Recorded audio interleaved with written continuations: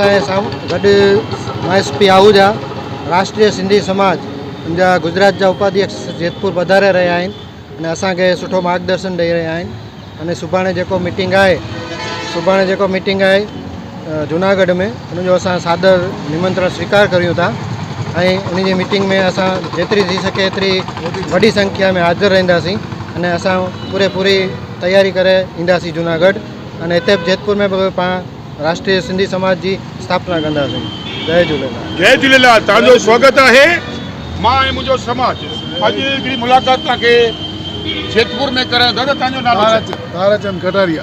ताराचंद कटारिया साहिब, तव्हां मूंखे ॿुधायो कि असांखे अॼु ॾींहं સુધી सिंधियुनि खे न्याय छा मिलियो आहे लोकसभा विधानसभा नगर पालिका में।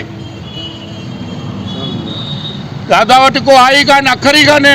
असांजो को बि नेता लोकसभा राज्यसभा विधानसभा में न आहे त अचो त असां इन जे लाइ हिकु आयोजन कयूं। माइटियूं टुटी रहियूं आहिनि, छोकिरा घर वेठा आहिनि, नियाणियुनि जूं शादियूं न थी रहियूं आहिनि, स्कूल बंदि थी विया आहिनि। आख़िर सिंधी समाज चुप छो? तव्हांजो बि स्वागत आहे। मां ऐं मुंहिंजो समाज जेतपुर जा श्री दादा तव्हांजो नालो हरेश भाई वासवाणी राष्ट्रीय सिंधी समाज तव्हांजो स्वागत थो करे। दादा तव्हांजो नालो ताराचंद कटारिया तव्हांजो स्वागत आहे। घणा सिंधी हूंदा हिते? लगभग 4000 जड़ा है सब गड थी कर 600 घर आहिनि। 400 न 600 घर हिते सिंधी दौड़ आहे। हाँ सिंधी मां हींअर कोन्हे, हींअर चालू कोन्हे आहे सही पर पढ़ाई न कोन्हे न कुछ ही कोन्हे, हींअर सब खत्म। स्वागत आहे घर घर आहे।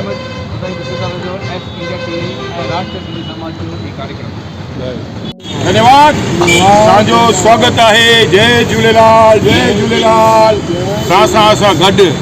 धन्यवाद धन्यवाद धन्यवाद। बोलो आयो लाल कयो झूलेलाल। लाल जा झाटी जो झूलेलाल। जेतपुर में स्वागत कयो वियो। तव्हां सभिनी जो स्वागत आहे।